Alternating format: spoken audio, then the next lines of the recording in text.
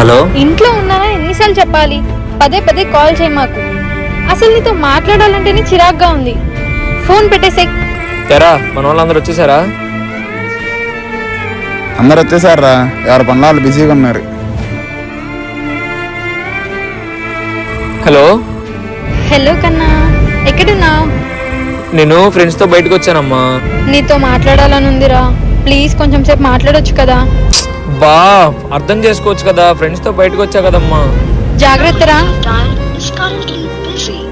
రే ఈడేంట్రా ఎలా తాగుతున్నాడు? మనోడికి అసలు తాగడం అలవాటే లేదు కదరా.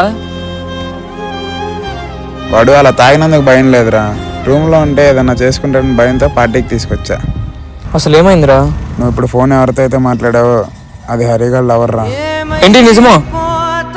నాకు ముందే చెప్పాల్సింది కదరా, నేను డ్రాప్ అయిపోయావాడిని. ముందే చెప్పుంటే మన ఫ్రెండ్షిప్ ఇలా ఉండేది కాదు కదరా.